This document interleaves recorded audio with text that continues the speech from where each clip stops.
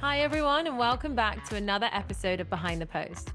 Our next guest is a senior insights analyst and data storyteller at LinkedIn, where he delivers impactful and scalable B2B digital marketing insights to more than 150 clients. When he's not occupied by his day job, he's usually at the gym, reading, watching sports, traveling, or hanging out with his work team, colleagues, friends, and family. So it's time to introduce our guest for the show. Please welcome Bright Uduji. Bright, are you ready to go behind the post with me? Yes, I am. Amazing. Welcome to Behind the Post. I'm so excited to have you here. This episode, we're going to be talking about followers on LinkedIn. It's something social media managers are thinking about all the time. We're thinking about what we can do to get more followers, or maybe why is my follow count reached like this plateau? Or sometimes we're thinking, is this the most important thing I should be focused on right now? There's talk that followers is a vanity metric. So should I be focused elsewhere? So there's loads of questions around followers on LinkedIn on our mind. So with that being said, we have Bright with us today from LinkedIn, and he's bringing his expertise to help us understand if follower count is meaningless or not, and what tips and tricks LinkedIn has for us to help us with our follower account. So to kick us off, Bright, my first question for you is, what is the goal of a follower and why is it so important? Okay, so great question. So, hi everyone. So, followers, I think let's go back to first principles on followers. So, what are followers in essence? So, the followers are your primary audience for your content. They are directly interested in your brand because they've shown that interest by clicking on the follow button of your page. So that leads to the next point, which is why are they important? So I break it down into two main reasons. There's the intrinsic reason and the extrinsic reason. So the intrinsic reason is in and of itself is a follower is someone who has of themselves, of their own free will, shown interest in your brand, your content, your product, or your service because they've clicked on the follow button. They want to know about you. They want to learn from you. They want to interact with you in some sort of way. That's the intrinsic reason. But the extrinsic reason is, for me, even more powerful is the platform that they're on, like the platform that the followers are on and their capabilities. So a platform like LinkedIn is a platform of over 1 billion professionals, right? Over 67 million businesses. According to statistics, 4 out of 5 members on LinkedIn are involved in business decision making at some part of that process of business decision making. So what that means is the extrinsic value of a follower on a platform like LinkedIn is very powerful because if someone on LinkedIn follows you, there's a strong chance that that person is not only interested in your content, but has the ability to be involved in decision making that could relate to your business or product or your service. So those are the two inherent values of a follower. So how does that manifest in your day to day as a brand online, right? So let's take a big picture out. Like businesses are trying to build they're trying to what are businesses trying to do online? One, they're trying to tell you about a product or a service or give you some information relating to their business, right? To their end users.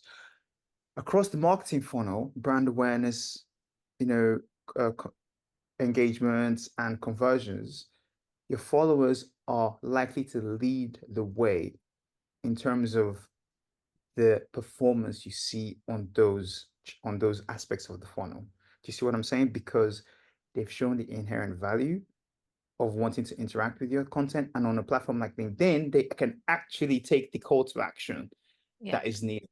So it's those two things that make it very valuable. Absolutely. So, with that being said, and talking about the importance of followers, I'm interested to know from you, what is your verdict on this followers being considered a vanity metric debate? Yeah, so this is a great question.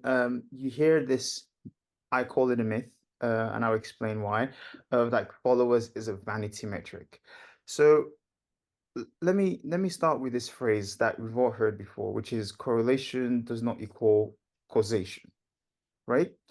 Your total number of followers, right, or an increase in your followership is an indication, is an indication of your brand strength, is an indication of your brand performance, is an indication of your messaging aligning with your end user audience.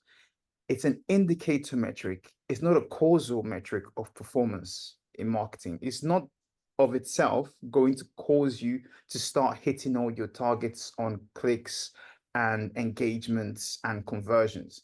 There are multiple other variables that lead to an overall performance uptick.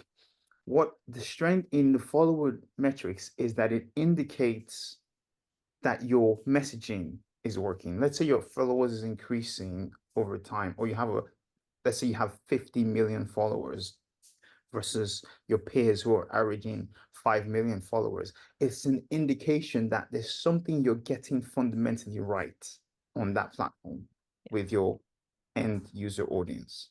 You see what I'm saying? With your target audience. That's the key thing about followers. It's a strong indicator. Now, so what businesses have to do, okay, is to stop primarily focusing on the number itself in terms of it as a causal thing. So a lot of some businesses make the mistake of they focus on followers. If we just get 5 million followers, we will hit all our marketing performance metrics. Our products will start flying off the shelves. That's not the right way to think about it. The right way to think about it is to set targets into indicator targets on your followership, but focus on the fundamental causal behaviors. The three causal behaviors of successful marketing is, from my understanding anyways, is consistent consistent thought leadership. That's number one. Creative and engaging content built on number three, which is the most important, which is an actually good product or service. So those are the three causal behaviors that if you tick 2 or 3 of those, you give yourself the best chance of then increasing your followership over time. So I'll repeat that again. Consistent thought leadership. A lot of brands, they're on today, they're on today, they're off tomorrow. They campaign today and then they don't campaign for the next 6 months and they campaign again. You're not consistent with your messaging. You're not consistent with your thought leadership. You're not top of mind. The second thing, creative and engaging content. Your content has to have variety. It has to have spice to it. It has to have something that keeps it engaging. And there's so many contents across multiple platforms are just not very engaging. You need to make your content more creative, more engaging. And then last but not least, it has to be built on a good product and service. Like what is your core product service? No matter how good your marketing is, if your product service is not up to scratch, you will not, that indication of followership would reflect that. You will not see that uptick in like, oh wow, this is a great brand. Their product service is amazing. We need to follow them. We need to know what they're doing every time so I can be front of the queue. So that's to summarize what I'm saying. Followership is metrics like growth and total numbers and all the metrics I'll explain. They are good indicators of a brand strength and of your messaging alignments. They're not causal metrics, they're indicative metrics. Yeah, that's really interesting to hear your take on it. And I really do agree with you, especially with having these followers shows that what you're doing online is resonating with your audience. And we'll go into a breakdown of audiences and who should be part of that and how you get the best that you can of the ICP that you want following you. But at least at first, it shows that your content is resonating with people out there. And it also builds up that brand trust for other people. If they hear about a new product and they come online and they see that there's followers there, they're like, oh, okay. Other people trust them. Like, I'm going to take a look through their page. So that, And this is a great point. If I could cut in there, especially yeah. on a platform like LinkedIn, I keep going back to the extrinsic value of a platform like LinkedIn. LinkedIn is very powerful when it comes to network effects. If you think about it, if 4 out of 5 people on LinkedIn are involved in some capacity in business decision making, if I'm a brand and I posted something to someone who has another 30,000 followers for themselves, or strong connections, the network effect kicks in where all of a sudden I'm reaching 2, 3, 4x more times of business decision makers that I was not even planning to reach. So I wanted to just touch on that point of like the ability of one of your follower passing on your message and being an advocate on a platform like LinkedIn should not be underestimated. Yeah, definitely. Thank you for sharing that. So I'm also wondering now, so once we have these followers, what is the expectation of a follower to a brand? And then what is the expectation of a brand to a follower? Yes, so I would say the expectation, I'll keep this one short. The expectation of a follower to a brand is is like you expect your follower to be an advocate of your product or service. You expect them to be an advocate, to engage, and to provide feedback. So they are almost like a sanity check of what you're doing. The follower, they if they don't like it, they're gonna comment on it because they're passionate, they're interested. So they're gonna say something back like, oh, I'm not too sure about this, or I'm not too sure about that. And you get that feedback, or they engage with the content and they advocate. So they reshare and repost your content, they engage with it, on LinkedIn, and all of a sudden, like that's that advocacy in action. You know, there's nothing like word of mouth ultimately. Yeah. Um, Like the follower advocates for the brand and but pushes and advocates for the amplifies brand, their message. Yeah. correct. In terms of a brand to a follower, the a consistent thought leadership, I keep going back to this. What that means is, are you are you a leader in your field in terms of information and education about what's happening in the field? Right? Or are you a laggard in that example? Education, hiring. A lot of times we follow companies that we ideally want to work for someday. Mhm. We follow brands that we want to work for, or one of some you want to learn more. So, are you engaging with follows like hiring opportunities, education opportunities, thought leadership opportunities, and then obviously marketing your products and services. Um, giving them that ability to be front of line. Like if there's a next release coming up or a next update coming up, are your followers hearing it last minute, or are they hearing it early? Are they hearing it in advance? So for me, it's really giving them that community feeling. I think giving your followers that community feeling of like we're part of a larger community. It's like when Apple used to back in the day when Apple used to have these like events where they still do it today, but when they have these events with like people, and like Steve Jobs had this incredible ability to just make people feel part of a community. I think being able to make your followers online on a digital platform like LinkedIn feel part of a community of like I'm part of that community. I think that's job of the brand to the follower. But here, let me just finish it with these two key points. It's gonna likely from the follower to the brand aspect, there will be a lot of variety and variability. Like if I'm a follower of a brand today, I might want to engage with their content. Tomorrow, I want to repost it. Next tomorrow, I might not be interested at all. It's very important that that's not the case for the brand. The brand has to be very consistent. This is a very important point. Brands cannot be variable with how they treat their followers. They have to be consistent in their messaging. They have to be consistent in that community feeling. Let the followers be the inconsistent ones. The brands have to be very consistent with their representation towards their followers. Yeah, definitely. I think also a lot of us social media managers, or anyone working within social, even content writers, when it comes to their audience, but mainly social media, there's loads of messages that maybe stakeholders in our company want us to push out, or something's new happening and we want to our company wants us to talk about our company and what we can do. But at the end of the day, the audience, they want to learn, they want you to provide them with education, they want you to provide value, they want you to respond to them promptly if they're messaging you through social, which is happening now more than ever. It's the first place I would go to message a brand now. Um, and they want that value. And that's what we need. It's always the audience is at your heart when you're putting a social media strategy together. And that's where you need to focus. So, sort of leading off what you said. So, I wanted to put that in there before I ask you the next question. We kind of touched on it already because you mentioned that maybe people that are following you want to work at your company one day. So, how can you aim to have the right people following you in terms of your ICP and like the audience you're trying to target?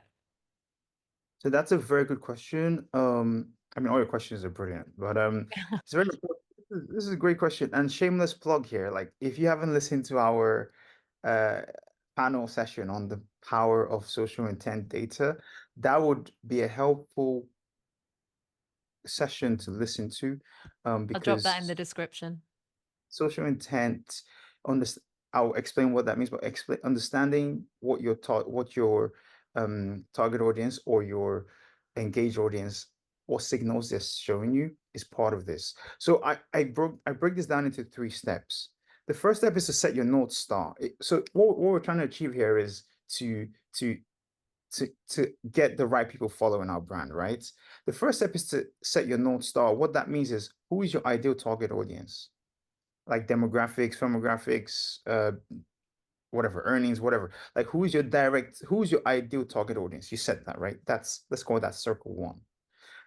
Now you think, okay, circle two. What's circle two? Circle two is, what is my engaged audience, right? Who are my engaged audience in terms of demographics, all these metrics? Like, which audience is actually engaging or having those high metrics with my content?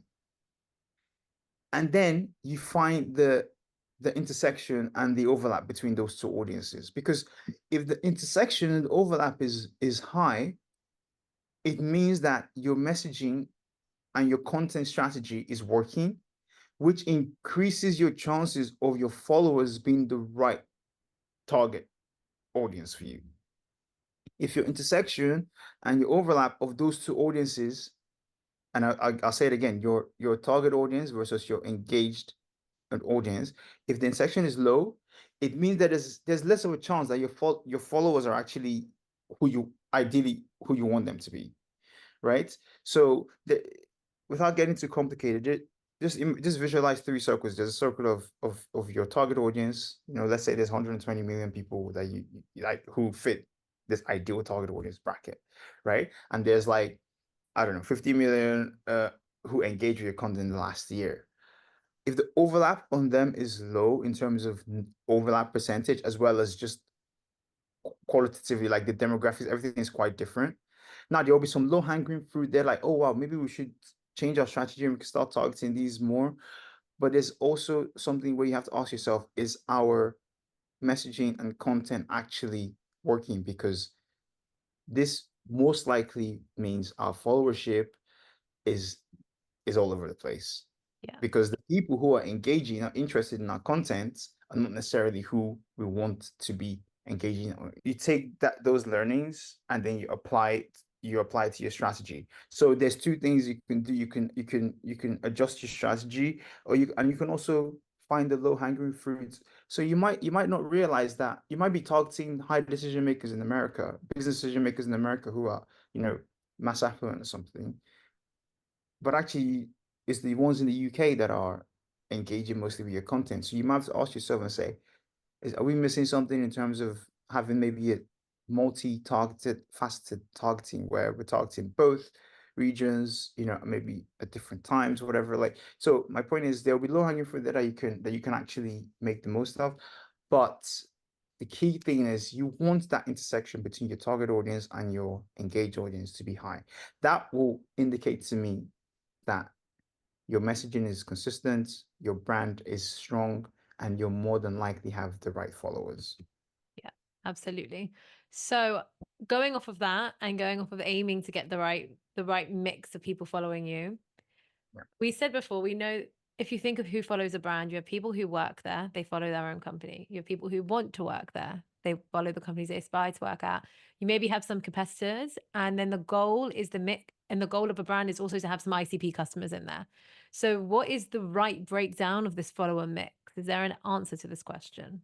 Everyone wants to know what's the right number of followers to target, what's the right breakdown, there is no right breakdown of followers. What matters is the gap between your ideal target audience and your follower base. Like, that's what matters. The gap between those two is what matters the most. So let's take a step back. Most brands, right? Their followers would be a mix of, as you said, employees, potential employees, partners across the supply chain, competitors, industrial peers. Like, and then you have the organically interested people, and then the people who, through a sponsored content or sponsored ad, gain interest. It's usually a mix of that, Yeah. like across the board. There's never a company ever that would have just one demographic of followers or one subset of followers. It's a mix of all sorts. Like, you get all sorts of. So what I would say is, you'll be going down a rabbit hole if you try to find the perfect mix of followers, because I don't want to ever discredit the diversity of followership.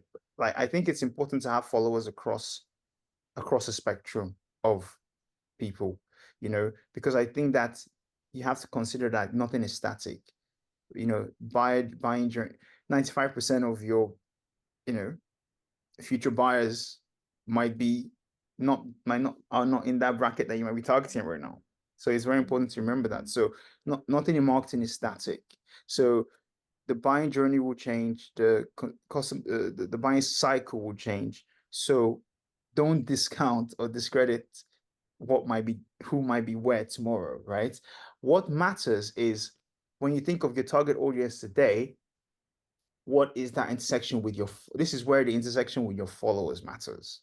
Not necessarily with your engaged audience, but more just with your followers. What's the intersection and overlap and matching of your target audience with your followers? It's never going to be, I mean, it's never going to be 100% because I said there's so much diversity in followership, but it has to be of a certain, I mean, if just thinking out loud, if you're getting just 1 or 2% intersection across both, like that's really low. You want your followership to be like, I don't know. I mean, I'm not gonna put a number on it as much as you might It's want me unique to. to every company, so it's hard. But It's hard to. It's hard to put a put number it on this it. way, if you have double, put it this way. I mean, relative to the number of followers you have and relative to the target audience Yeah, you have double digit, you know, overlap or intersection. That's percentage wise, that's usually a good thing, yeah, right? I would expect or assume that that is a good thing. yeah, Like if let's say your overlap is 10% between your followership and your target audience.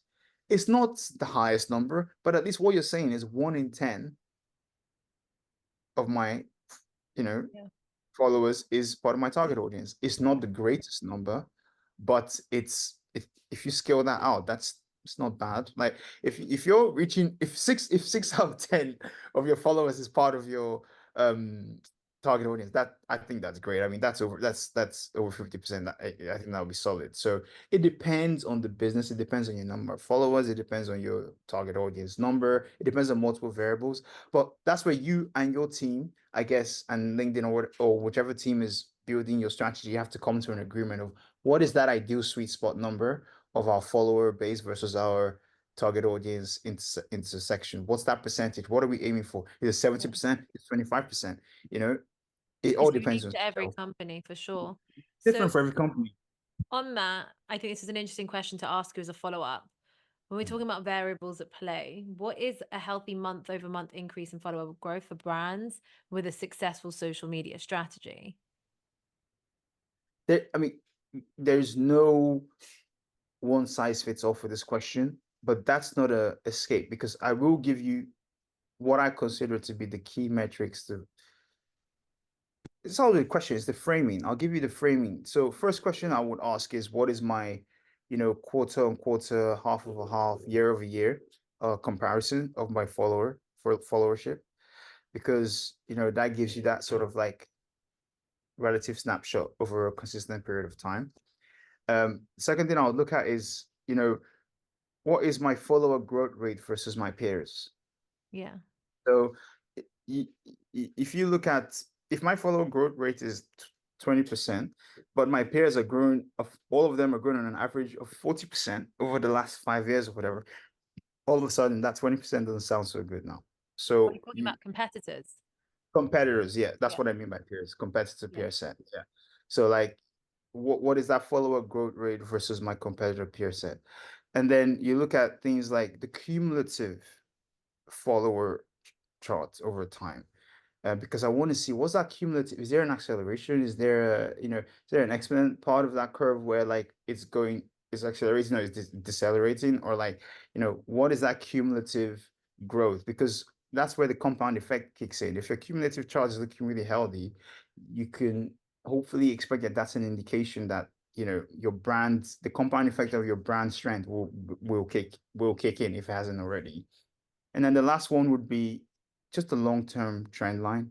Like what's the long-term trend line of your follower growth? Let's say you've been doing this now for years. Your brand has been on LinkedIn for 5, 10 years. What's that long-term trend line looking like? Because if it's flat, it might have gone up for a few years, down a few years. What that means is like it's basically stagnated. Do you see what I'm saying? Over so you want that long-term trend to be like an upward trajectory to show that over time you've actually been putting in the work to build your brand and it's been indicated by your growth in followership.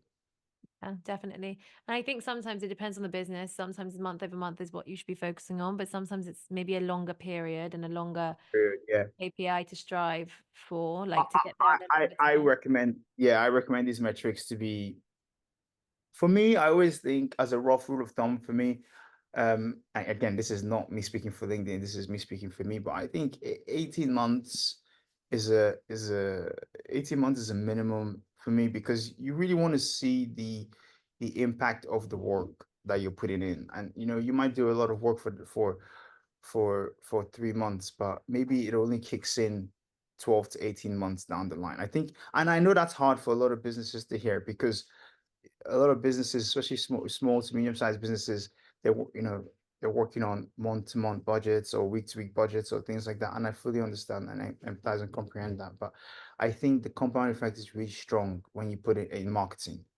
Yeah. I think it takes a lot of time for, unfortunately, ironically, if with how small marketing time is and marketing budgets and how things change, ironically, it actually takes a lot of time for things to crystallize in marketing. Like it takes Yeah. time for that compound effect to truly kick in. Yeah. Yeah. So that will be my not pushback, but that'll be my analysis of like give it time as well.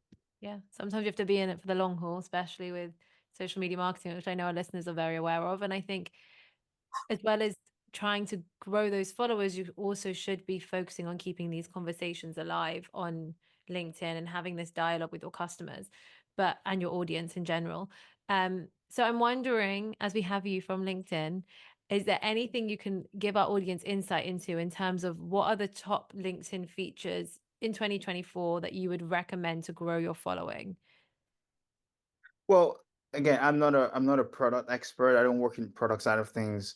So I don't have any releases or any background knowledge No of new this. stuff, only But any but stuff that but we know but about. but, what I will say that I am excited about, personally excited about, I think across platforms and even on LinkedIn, you're seeing a proliferation of video content. I think video, on-demand video, live streaming possibly, I don't know, but I feel like video is going to be a big thing. So I think just enhancing and building out that video content, and especially maybe like the top voices in your brand, in your business, maybe your CEO or or one of the top execs in your organization, actually not being afraid to put that camera in front of their face and like talk about the financial results or like talk about the business performance or the new product that they're excited to launch. I think those kind of things are being more and more consumed. So I think brands need to start having that sort of strategy for sort of like video content like that.